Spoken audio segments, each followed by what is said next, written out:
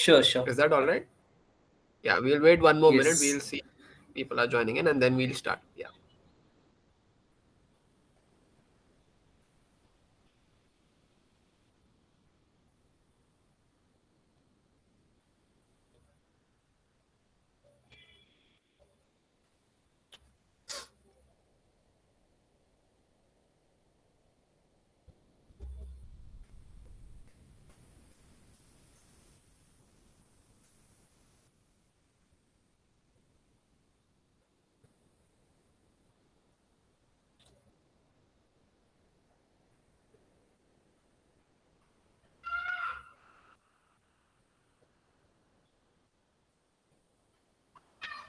Okay, so we'll start. So I'll just, welcome you all. So, yeah, good evening, everyone. Together today with us, we have two wonderful speakers, Mr. Avijit Nuhato and Nandan Londe. And ECEL SPIT is very proud to have you all on board. So, thank you for joining and actually sharing your insights on this wonderful and important topic. So, just a short introduction. Mr. Ravijit Mahato is an active social entrepreneur and works with the Ministry of Skill Development and Entrepreneurship, while Mr. Nandan Londe is an aspiring agripreneur with a history of pilot venture execution in post-harvest market linkages of farm fresh products. So I would like every one of y'all to listen to them, and then in the end we'll do a Q&A, wherein if you have any questions, you can directly ask them, and they'll be very keen to answer them as well. So so you can start you can start speaking in however you want. If you want to share your screen and present something, then that's also all right. Otherwise, whatever seems comfortable for you all. And yeah, thank you for joining in, and over to you. Yeah, thank you, Manthan. So I'll be sharing a screen, and then we'll like start speaking on like social entrepreneurship and Sure, like that will hope be great. this yeah hope this session will be interactive, like rather than giving gyan from one side. Yes. Yeah, And Avijit is just recent pass out, so he is of our age only, and I'm also finishing my fourth semester. So don't bother calling us sir and all. We will keep yeah, it as much as possible informal so that we can have a give and take session. So yeah. Sure, that will be great. Thank you.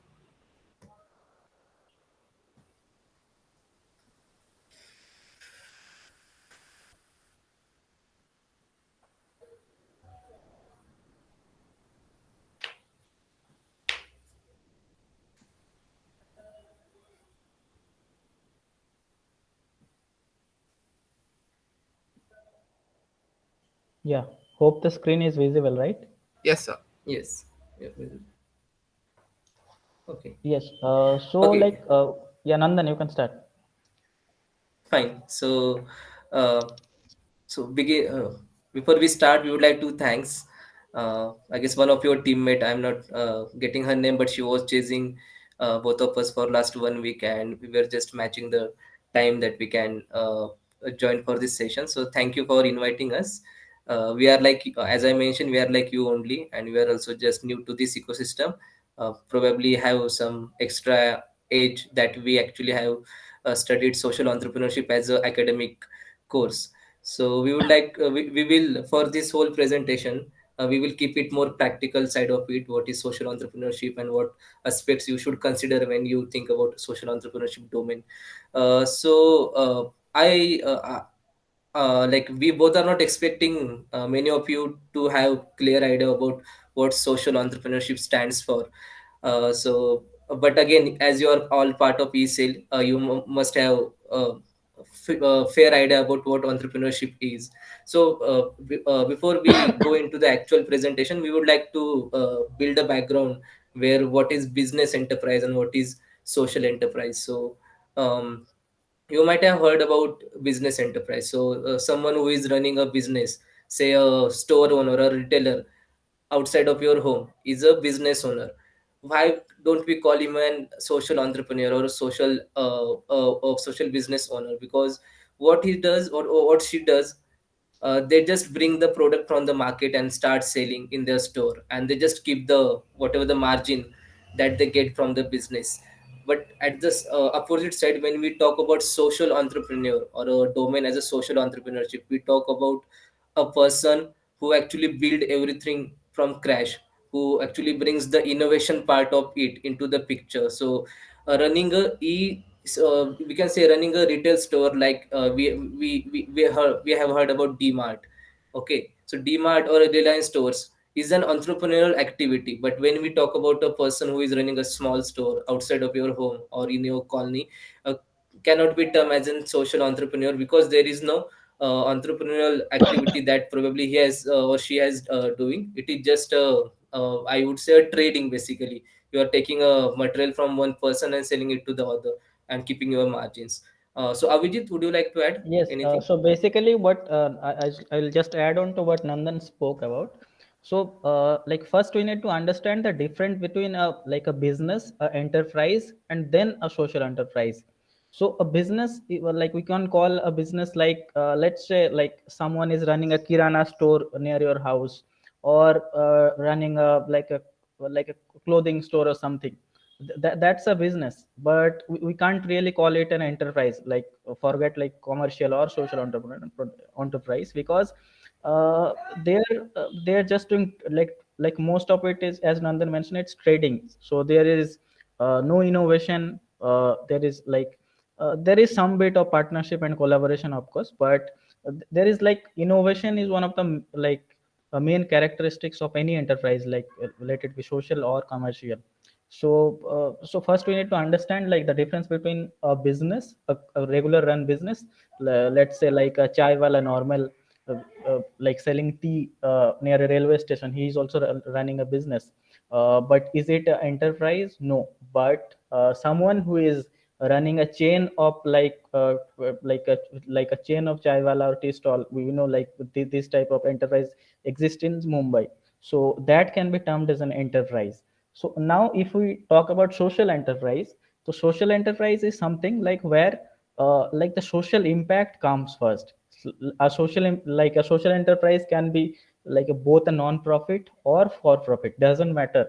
Like social enterprise मतलब ये नहीं है कि आपको profit नहीं कमाना है, या आप अपना प्रॉफिट मतलब आप पैसा नहीं कमा सकते, ऐसा नहीं है. हम लोग social सुन के like most of the time we think of NGOs and like non-profit organization, but a social enterprise can be both a for-profit or non-profit. Like like taking example, like we all know about Amul is a social enterprise, like where like which like where I think lakhs of like dairy farmers like get benefited from the enterprise. Similar, like let's take example of Lijjat Papad. So it started like Lijjat Papad started with like 12 women groups, and then and today it's like it's a huge enterprise. So there like these are the examples of social enterprise. On the other hand, like let's take like the examples of commercial like enterprise, like we all know like Zomato, Swiggy, Uber, Ola. So here like in a commercial enterprise, like the profit is the main like goal. But in case of social enterprise, the profit gets distributed among like the stakeholders, and also like the profit is like somehow the it's not the main view, but like due to like certain vision or certain uh, like the primary goal, you are earning a profit. So that's it's a thin line. So actually the process defines like whether an enterprise is social or commercial. In India as of now, like we do not have any legal rule kind of thing where we can like differentiate between a social enterprise and a commercial enterprise. But of course, like if we study in depth the process of any enterprise, we can say that whether it's a social enterprise or a commercial enterprise. uh, so I think like you have got a brief idea about what a social enterprise is. Next, I'll move to like the next slide. So, like in this entire presentation, it's a very short presentation. What we both will be trying is we'll try to explain the basic like how the ideation of a social enterprise takes place. Like when we talk of any social enterprise. So first and foremost thing, social enterprises are very much specific to a context or a domain. So most of the times you cannot generalize a social enterprise. So it starts with a context. Context, when I mean, it means it can be a certain location or a certain problem you are addressing. So first is the context, which is extremely important. So and then comes when we used to like study, we did this. We also heard this term for the first time. It's called problem mapping. Problem mapping is like understanding the context in a very in-depth manner. सो पूरा in detail आपको समझना है कि वो जो context है उसमें actual में क्या क्या प्रॉब्लम है. So let's say when I started working along with Nandan only, so we were working in a village, and in Palghar district of Maharashtra. So वहाँ पर पालघर डिस्ट्रिक्ट का जो हम लोग 2-3 गांव में काम करते थे, तो वो हमारे लिए कॉन्टेक्स्ट था. And the problem mapping, what we did, I'll just show it. I won't explain it right now because it will be a very complex thing. So this was the problem mapping which we did during like while studying NTISS. So in problem mapping, we see a detailed view of everything around the context. So the geographical location, geoclimatic, socio-cultural, market, technological, what are the agricultural practices, economics, everything. We study everything. So it's a very in-depth study of a context to understand that what are the problems in that context. So basically, you can see the problem mapping, but I'll not go into the like detail of it because it will be very complex right now. But to keep it short, it's like understanding a problem in a detailed way, understanding a context and what are the problems in that context. So we were mostly concentrating on agriculture, and like how are like what are the problems of the farmers.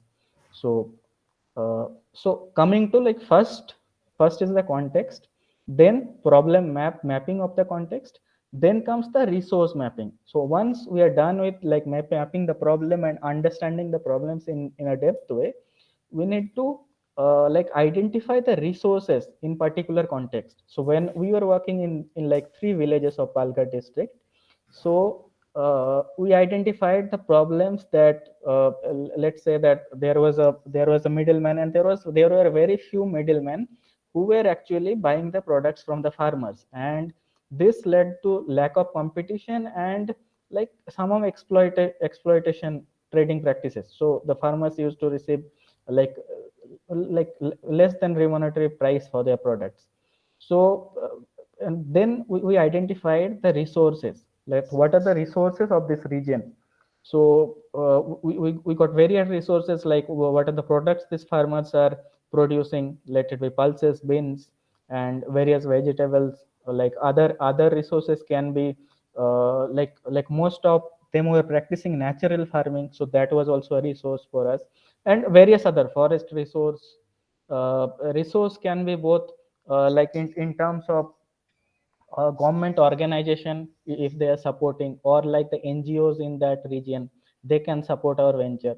So we did a detailed resource mapping of the region, who can like in future uh, like be a part of our intervention. And then after we do a in-depth problem mapping and resource mapping of the area. This is followed by a case for an enterprise. So after problem mapping and resource mapping, like we can't solve all the problems, right? So we pick a single problem which is like the most important one, and which can also be solved using the resources there. So and combining both these things, we come up with a case for an enterprise. And as I told, a social enterprise can be both a non-profit or like a for-profit. Like examples I gave, like Amul, Lichat Papad, Arvind Eye Care, you might have heard. Arvind Eye Care is a non-profit for social enterprise. And the most important thing is the impact creation. So and that's the like like the difference between a commercial enterprise and a social enterprise. So here impact creation is the primary goal of any enterprise. So this is the entire ideation process. uh, Okay, Next Nandan just will take over. Abhijit, Yeah. एक slide पीछे थोड़ा, पहले वाला, हाँ. Okay, so just to sum up what Abhijit was explaining, when like what we learned through the course at TISS, it was very structured and a logical manner arrangement where first we were given exposure to domain and context. We were given a free hand to select a domain. When we are talking about a domain, it is agriculture, it is livelihood, it is environment, it is waste management, it may be education, or it may be any other domain for which you can think of. So domain and then a context. So it is very logical arrangement when you think about a social enterprise. You think about a domain. So Abhijit and I belongs to agriculture domain. We decided together that we would like to work in agriculture domain. Then, as he mentioned, we landed up in a Palghar, which was a context. Then we come up with a problem map that he showed some time ago. Then उसके बाद हमने किया था problem mapping, and on the basis of problem mapping and resource mapping, we come up with a case for an enterprise. So again, it was the agriculture domain. We actually traced the market linkages of one of the key products grown by the farmers, and we actually identified what are the key challenges faced by farmer when they sell their produce from their farm to the retailer, or maybe we can say middleman seated in the one of the tehsils of Palghar Taluka. And then we came to know that there is a huge price gap what farmer receive when he sell and what consumer pays. There was actually a threefold price increase. So farmers was selling for say 70 rupees per kg. This figure came after our study. So farmer was getting only 70 rupee for 1 kg, and consumer was paying to buy the same 1 kg of produce. Consumer was paying around 200 to 220 in the same market only. So farmer was getting 70 and consumer was paying 200. So there was a huge linkage or huge chain in between who were taking their margins, who were taking their profits. So here comes the idea of social enterprise or a case for an enterprise where you actually create a direct market linkages and then impact creation. And Avijit has already mentioned that it can be for profit or a non-profit. So now we will move to next. Again, now we will discuss a practical case for your own understanding. This is my recent pilot that I did in the Sinnar of Nasik, Maharashtra. So again, a similar manner, we will take it on a practical side of it now. So if you see the primary stakeholder, whenever you talk about social enterprise or a social entrepreneurship, you think about primary stakeholder for whom you are working, for whose benefit, for whose upliftment you are working, for whose problem you are working. So primary stakeholder in my case was small and marginal farmers. And the location, again a context. So I select a domain and then I sort of specify myself to particular location. It was Sinnar, which is in the Nasik, Maharashtra. Now let's talk about problem identification. So problem identification or problem mapping is one of the key areas once we locate ourselves in particular location and identify a community. So problem was limited market accessibility for individual farmers. So again, as I mentioned, we both are in the agriculture sector, so our interventions are more or less in the agriculture only. So there was limited market accessibility, and then second was lack of product aggregation and market linkages by collective. You all might find it somehow hard to understand, but we both will try to make it more easy for you. So first problem was market accessibility कम था. जो भी product खेती में grow हो रहा है उसको cell करने के लिए वही लोकल मार्केट अवेलेबल था. Farmer can not go beyond the local market.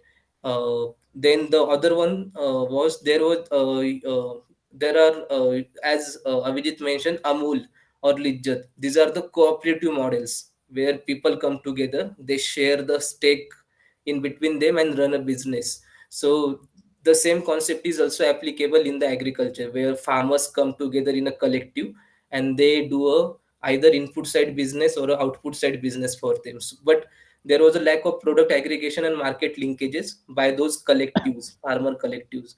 Then I mapped the resources. When I mapped the resources, I identified that there is a huge agriculture diversity in the region, both in perishables. When I say perishable, what we consume on a daily basis, fruits and vegetables, those are the perishable items, and non-perishable like pulses and grains and millets. Again, what we eat on a daily basis are categorized in the fresh or perishable and non-perishable category.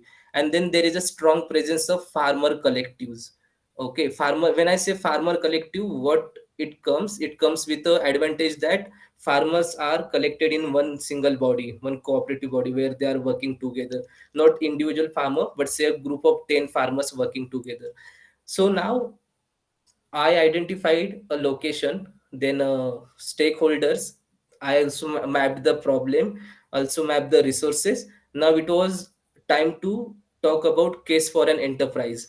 So what were the key points to think about what can be a case? So obviously the collective was there and they had a good amount of resources with them.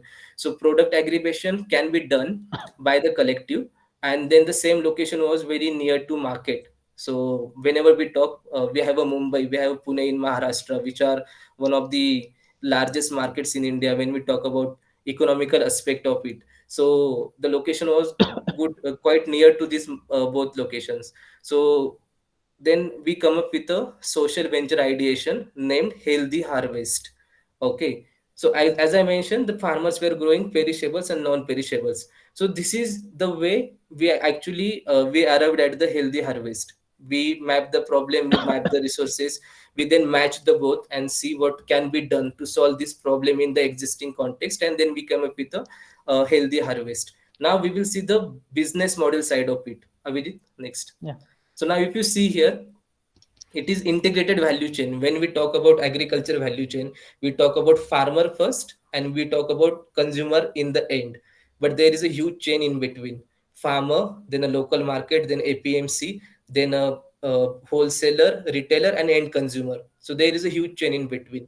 But when we talk about a social enterprise which is looking after market linkages, direct market linkages, we normally talk about integrated value chain, where we try to eliminate the middle players and see how can we increase the income of farmers by bringing them into picture. Now currently they are limited to sell their produce in the local market, but what if the farmer himself or herself comes into the picture and starts selling the produce in Mumbai, or say in Pune, or in the Nasik itself, and how they can get a good margins for their own produce. So if you see here, the towards the left side, I have written farmer collective, farmer collective, farmer collective. So farmer collective was the strength of the location. Good number of farmer collectives were already available in the location. So I actually tapped them. I go to them and I say, what if you can utilize your resources in an optimum manner and procure the produce for us? Okay, us means healthy harvest.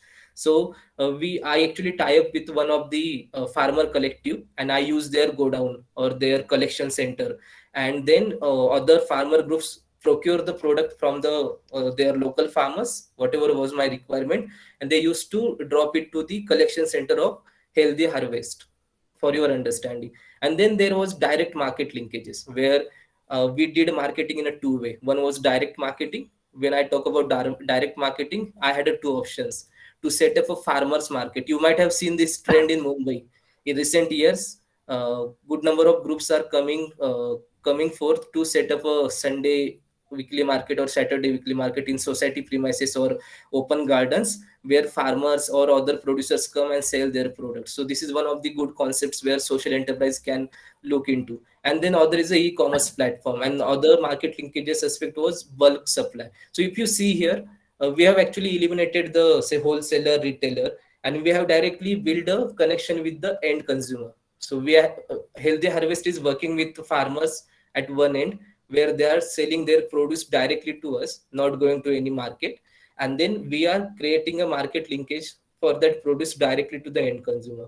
So what happens? Consumer pays what he or she pays in the market, but for that payment, we actually get the extra surplus. I can say extra surplus, and we actually pay the that surplus to farmers also. So there are multiple models in which you can negotiate the revenue model. Okay, with the farmers, how much of the revenue can go to the farmer, how much you should pay the farmer, how can you ensure the farmer gets better income. So there are multiple models, but this is how a business model or a enterprise model can look like in the agriculture sector when we talk about market linkages. So I hope this is clear. And again, there is an impact side of it. We also talk about impact when we talk about social enterprise. We talk about primary stakeholder for whom we are working, and we also talk about impact side. So if you see what can be value proposition when you talk, when you are building a social enterprise, a value proposition can be increase in the farmers income. That is the pain point of farmers nowadays. Okay, farmers actually sell their produce to local market mostly. For most of the time they have the local market in their hand, not more than that. And in that case, when there is a disintegrated supply chain where everyone is actually putting their margins, and then end consumer is paying say x amount, then farmer is the one who gets the less. And okay, and the middle players actually get the good benefit of it. So when we create such a model where we are directly creating a market linkages for farmers, we actually ensure that farmers are getting good payment or good income for what they are growing. Then alternative livelihood source for SHGs. You might have heard about self-help groups, Mahila Bachat Gat in Marathi. So you might have heard about that. So uh, definitely you can rope in them for say processing part of it, or they are at your collection center. They are ensuring grading, sorting, cleaning, and then packaging of the boxes. And those packages now then we are bringing it to the Mumbai and delivering to the consumers. And then a responsible consumption and production. This is basically SGD, Sustainable Development Goals. We frequently heard about this. There are total 17. So this is SDG number 12, where we are talking about responsible consumption and production as well.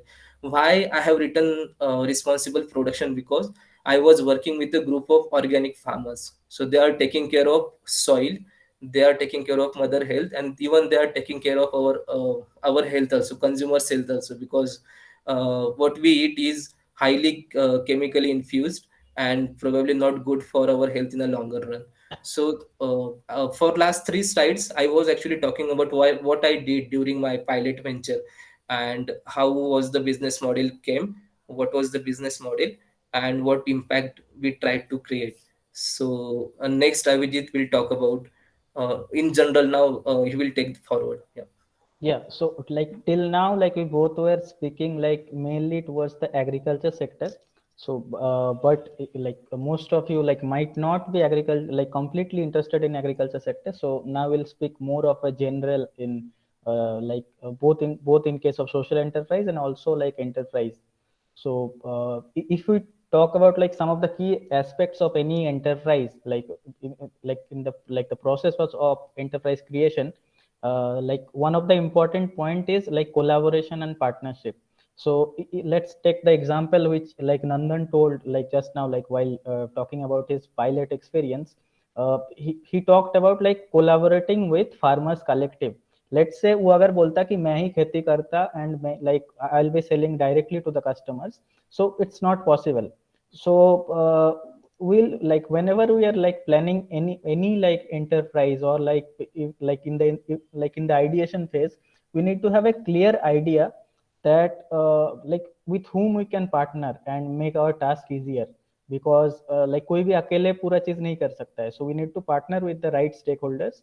And collaboration and partnership is like a key thing in this enterprise creation. Let's take the like example of Big Basket or something. So they collaborate with farmer producer organizations, and they can't directly buy the products directly from the farmers. तो वो पूरा value chain ही खराब हो जाएगा. So they collaborate with like the bigger players, the like the farmers collective or farmers producer organization, and then they sell the products to the customers. Like second point which I told about is innovation. I think innovation is one of the most important part when we talk about like enterprise creation. Like in the first slide I explained about like the difference between business and an enterprise. So actually this innovation is one of the key factors which which differentiates between like enterprise and a normal business. So like the innovation should be such that it should create value to like to some of the stakeholders involved in the enterprise, like if not all.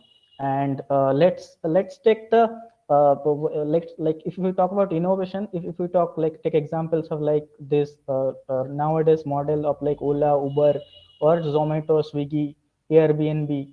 All these enterprises, if we see, they decreases somehow the transaction cost. And transaction cost of all the stakeholders. Like let's take the example of Uber. So Uber like do not have any asset, like they do not have their own cars, but somehow like through the entire process they are reducing the like the transaction cost of the customers, of the car owners, and everyone just through an application. Similar things with Zomato and Swiggy. So they are reducing the transaction cost, and this is an innovation which uh, they brought to the market, and they completely like disrupted the market. And we also need to understand the like the differences between invention and innovation.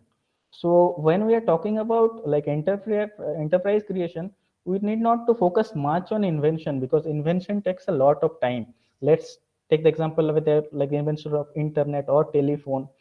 Those are the different things. So technology aspects, like most of the things are already there in the lab, but through innovation and like proper marketing, we need to bring these technologies uh, like to the market, so that people can access these things. And next, I'll talk about capital management. So uh, here, like I'll be talking both about financial capital and social capital. So whenever we talk about like enterprise capital, the first thing which comes to our mind is like paisa kahan se aayega. And like we normally stop after thinking that ki, like if we don't have money, we can't build an enterprise or just like a small startup. So here we need to think that like most of the startups, like they started from a very small, like this Amazon started from a small garage. And they used to like start they used to sell books. So similarly, if we see like when I was doing my pilot, even like a year before, I was working with Nandan. So uh, we used to think of all the resources, and when we especially talk about like social enterprises, more than financial capital, we think of social capital. So the social capital means the people, you know, the network you have, maybe the community from which you belong. Maybe that might be you are working somewhere in your native place, and you are from a certain community where there is a strong like the domination of the domination. When I mean, I don't mean it in a negative way, but you have a strong connect in that area. So that's your social capital, and that social capital can like help a lot in how you can go forward in your like venture. So that's the social capital. The social capital is your the professors from your colleges, or the organizations you are connected to. These all are the social capital, and you need to identify that how we can use this social capital to build our venture. Like I'll give one example of one of our senior. You can Google that. There is a venture called Sampurn Art. It's one of the leading venture in the area of like waste management. They are mostly working in Mumbai. So they so this guy was also like he was our senior in TISS. So the technology was already with Bark. The Bark campus is very adjacent to our campus. So he didn't think of like doing anything new in technology or something. He just brought the technology of like which was already existing in the lab, and he brought it to the market. And today it is like one of the like the company is doing quite good. Like it has worked with both government and like multiple MNCs to solve their like issues related to waste. And uh, then comes just for Nandan left, that he told about the entire venture like enterprise model. Next comes the operations management. So when the like the entire planning of the enterprise is done, there should be a efficient plan to maintain like the entire operation of the organization. And when I initially when I talked about innovation, this innovation can be in terms of practice, process, techno or technology. And when I talk about like practice and process, that means this practice and process, like innovation in practice and process, can be implemented in the operation management. So operations means the entire thing. So let's say कि उसको like farmers capital से collect किया जो भी perishable and non perishable products है, and then उसको फिर अगर कुछ वैल्यू एड करना है कि इन टर्म्स ऑफ साइज या क्वालिटी का हिसाब से, देन उसको उसका पैकेजिंग या ग्रेडिंग सॉर्टिंग जो भी करना है, उसका ऑपरेशंस कैसे एफिशिएंट होगा, then till till reaching to the like the sales channels, या फिर अगर डायरेक्टली कस्टमर को या कंज्यूमर को बेचना चाहता है तो पूरा वो जो ऑपरेशंस है उसको कितना एफिशिएंटली मैनेज कर रहा है, like it's a very important part of like enterprise creation. And like marketing and sales is obviously important, like for like a branding of your organization. So these are the key aspects of any enterprise creation, like be it like a commercial enterprise or a social enterprise. Okay, so Nandan, you want to add something like in this presentation? No, as such, probably we can look after question and answers. Yeah, we Probably can like like what you have understood. Yes. Hmm. Yeah, yeah. it was a Now, great presentation. Thank you, Avijit and Nandan. So I'll ask everyone that if you have any questions, you can either unmute yourself and ask, and if you're not comfortable with that, you can put it in the chat box, and I'll read it out as well. So anything works. So we have a time for a few questions. So please just ask it right away. So we have a question from Yash Tambe. What are the things that keep potential social entrepreneurs from succeeding to fulfill their potential? So I think he means to ask that, okay, even if someone has an idea and that background as what you're talking about, that learning, what are the potential factors that will stop him? Like, is it something with the mentality, the market, or what is it exactly the issue?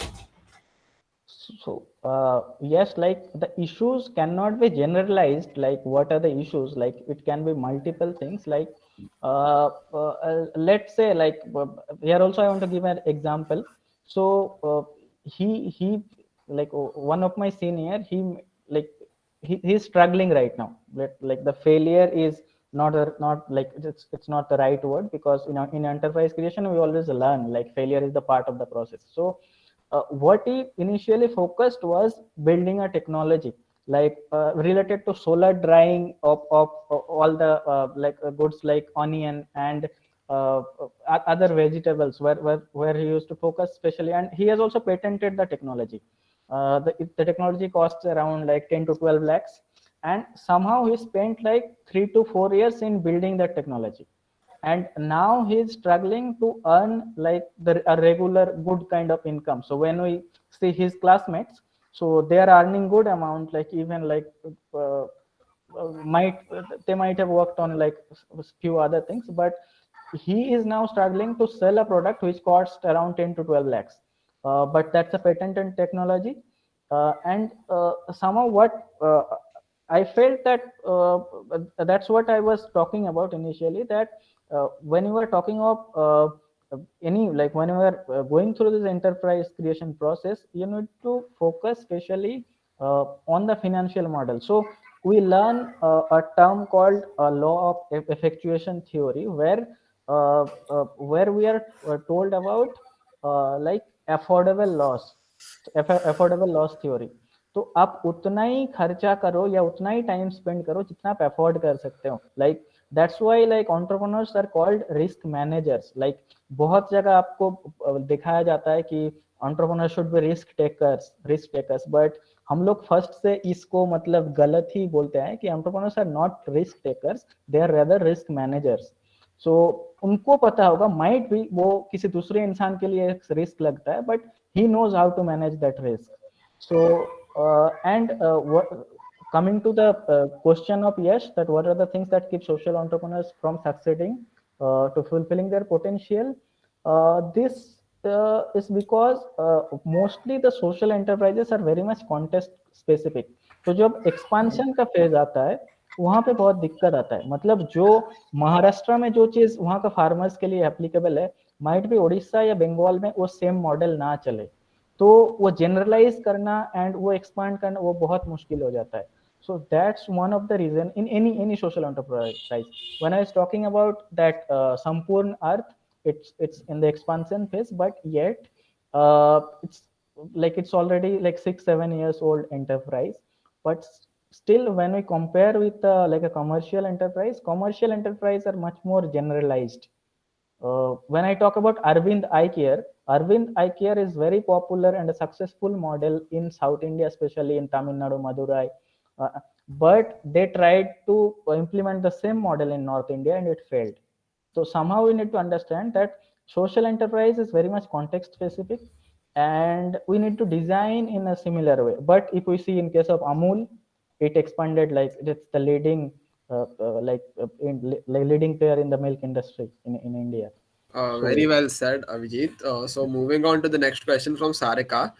She's asking that what could the government or society do to encourage social entrepreneurship? Because we keep on hearing about entrepreneurs who are doing well commercially, but it is a rare feat to hear something about, say, social entrepreneurship or something that is even profit making, but it's not quite heard of, it's not quite popular as such, if I may say so.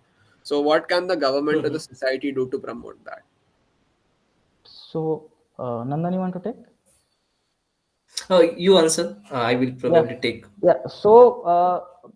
What I personally think is more than the government, or like if you talk about as a society, the customers or the consumers need to be aware that an enterprise is a social enterprise or it's a commercial enterprise. If we see in, like in Europe, the people are like customers are much more aware. Like if they see a same kind of product like which is being produced by a commercial enterprise and a social enterprise, they will always prefer buying from the social enterprise because the customers are aware. They are they are well aware of the fact and that where our money is going.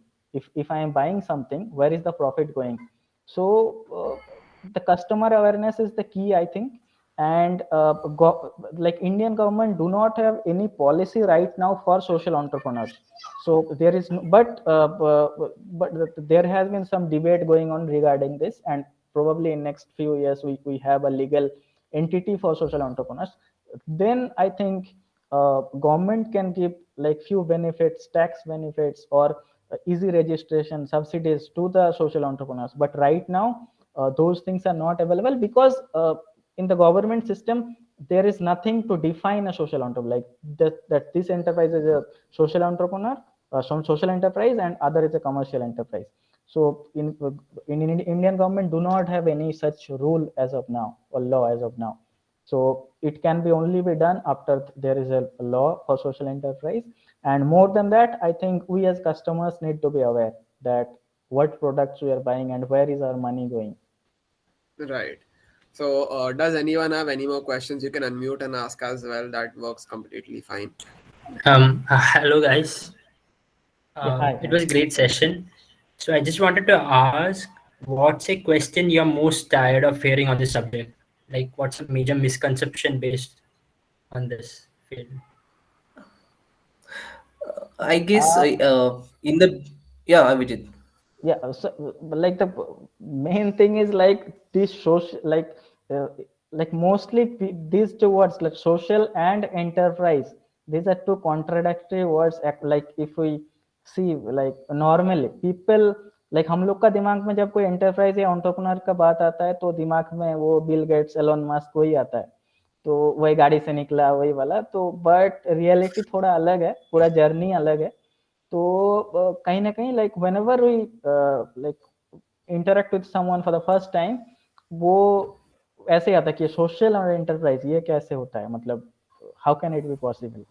but there are proven example, and there are few like books like social entrepreneur entrepreneurship in terms of academia. It's a new thing, like new thing in a sense. When I tell it's like for the past 10 15 years it's pretty much in the news, but in terms of practice, like it has been practiced from like hundreds of years before. Like we have multiple examples, but in academia it's a new thing. So that's Right. So I guess now you have answered the That question, and at least the uh, ones attending will not have a confusion regarding the contradiction you're talking about. I think we have time for one last question. If anyone has any more questions, then we can answer that. Last question, anyone?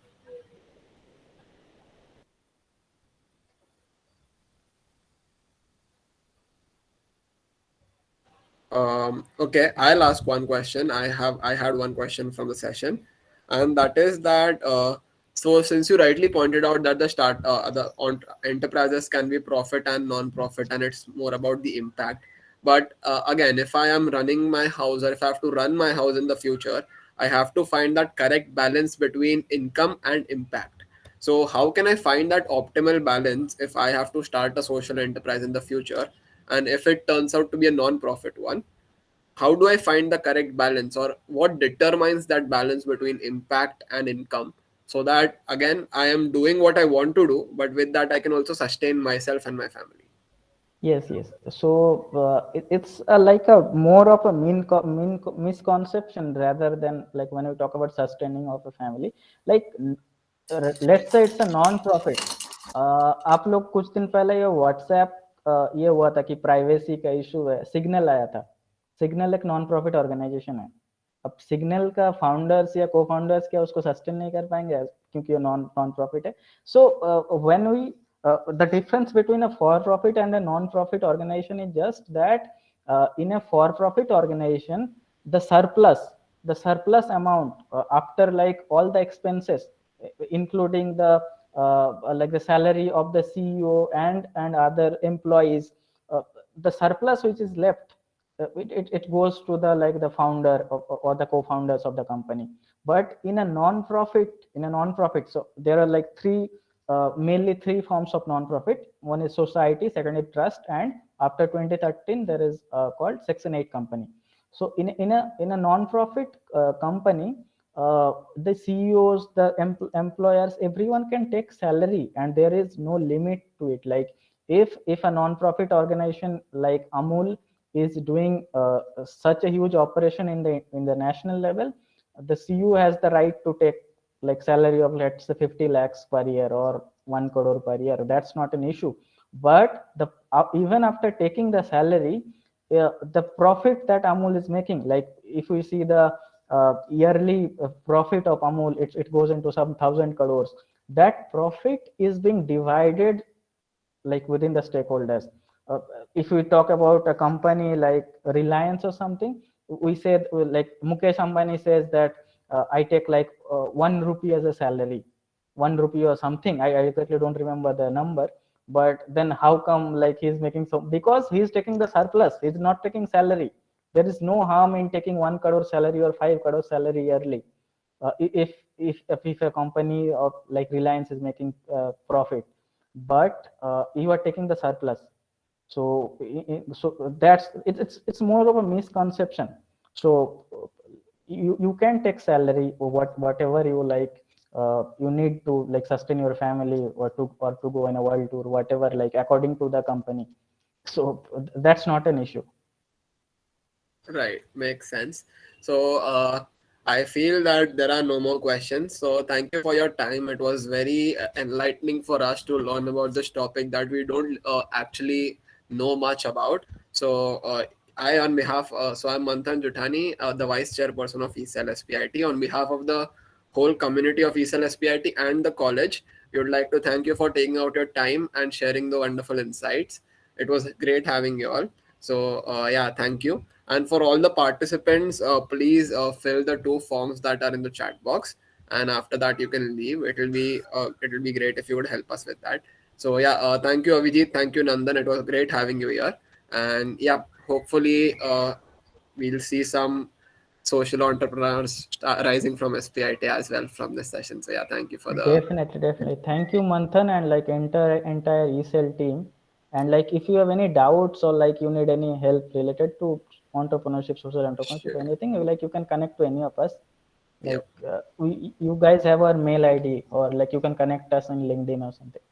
Yeah, LinkedIn would be great. Yeah, so I would I mean every one of y'all, if you have any questions that you feel that you want to ask later on, then these guys are happy to help, so please do connect. And yeah, thank you for taking out your time. And yeah, we understand that we had told you about half an hour. It's been a bit longer, but yeah, it was a great session and we enjoyed it a lot as well. So yeah, thank you. Yeah, yeah. Thank you guys.